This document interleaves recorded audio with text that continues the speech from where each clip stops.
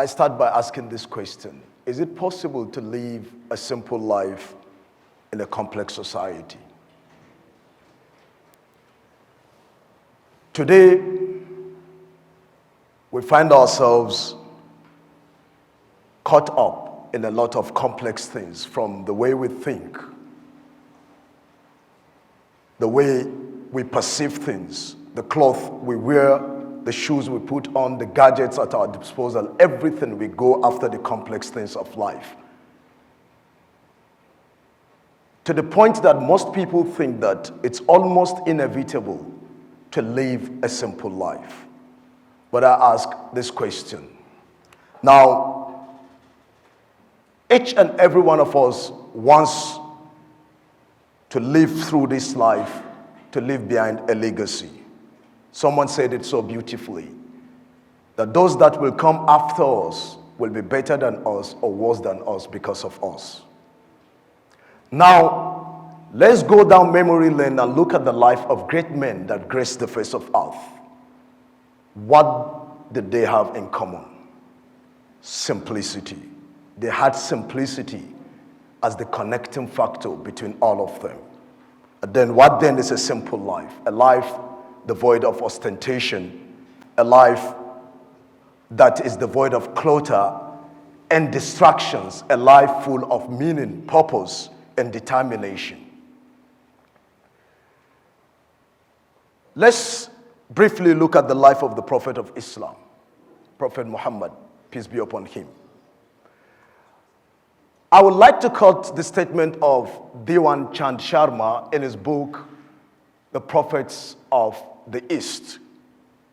He has this to say about the Prophet of Islam, that Muhammad was the soul of kindness, and his influence was felt and never forgotten by those around him. What influence? Was it material influence? He touched hearts by a simple lifestyle and humility. This was exemplified by everything of his life. Now let me ask you this question. Today, the name Muhammad has become a household name, but would you believe me if I tell you that he lived in a less than 10 square meter room with his wife Aisha? Peace be upon her.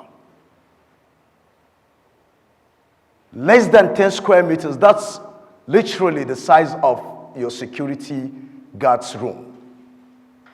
But the light that came from the house illuminates almost all parts of the world. Humility, simplicity. Now, I ask you this question.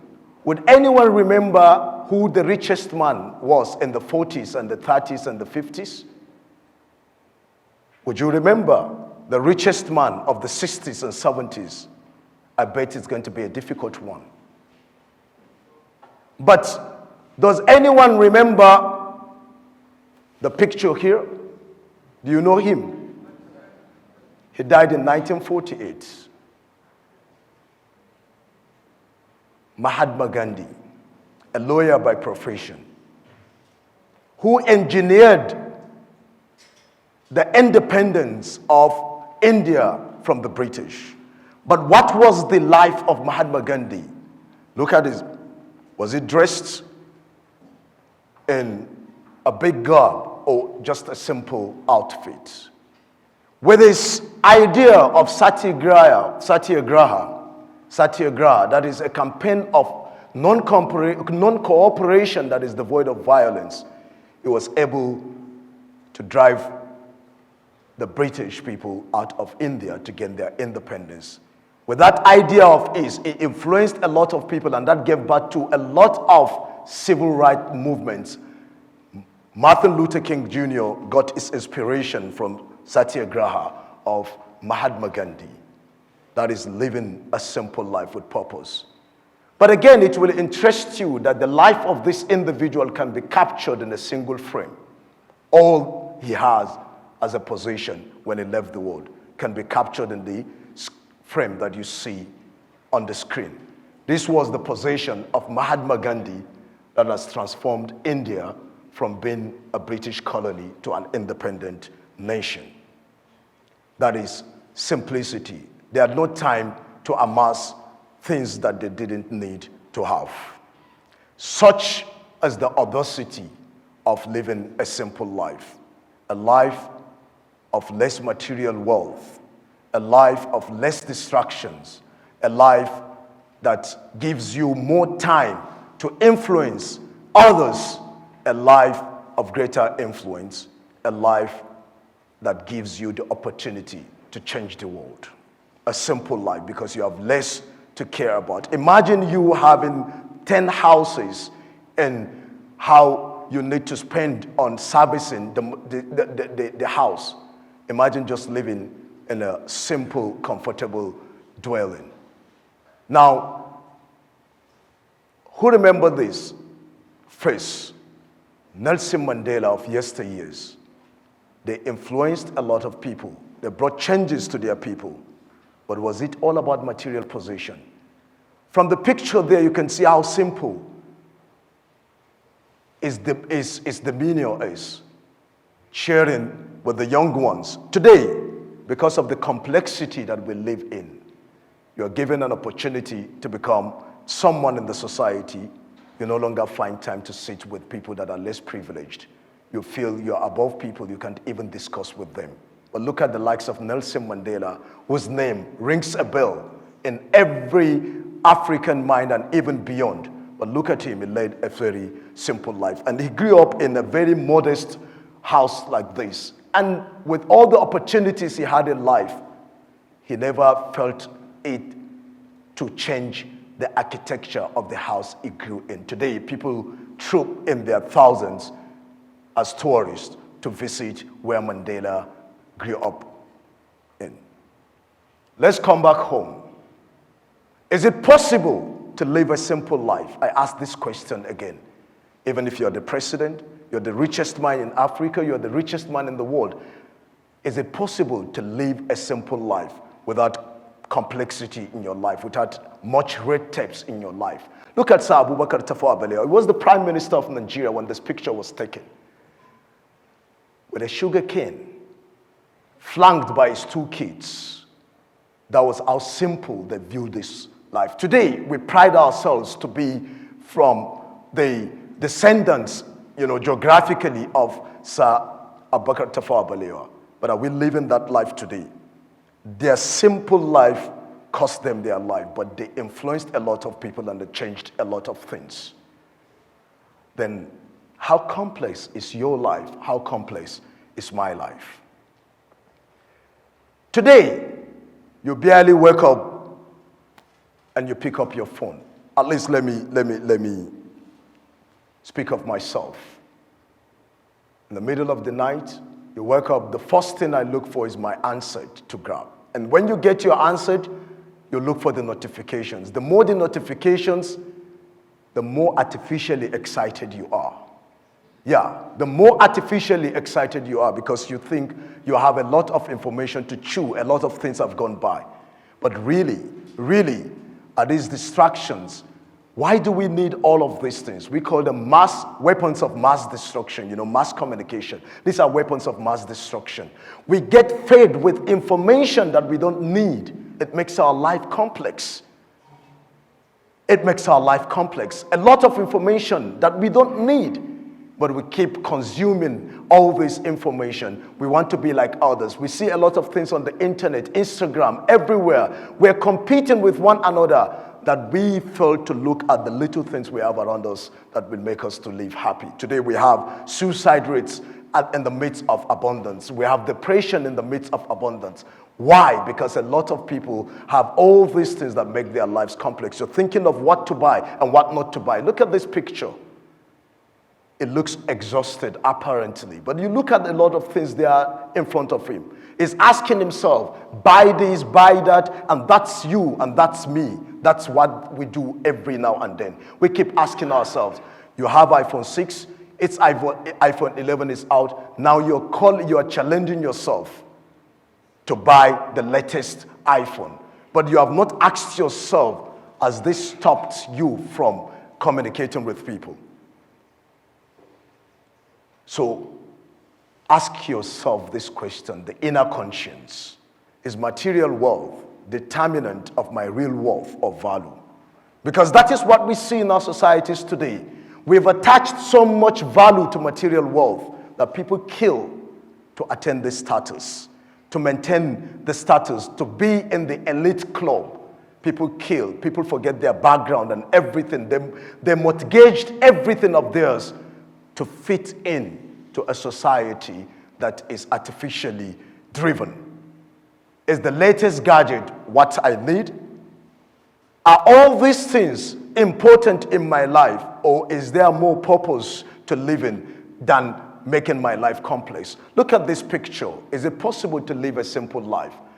Imagine yourself seated on that chair, lonely on a lone street, gazing at the beauty of the natural environment before you. It gives you opportunity to think, to come up with ideas, to influence others, to change. A lot of people that changed people had the habit of being in seclusion, simplicity, no complexity in their life.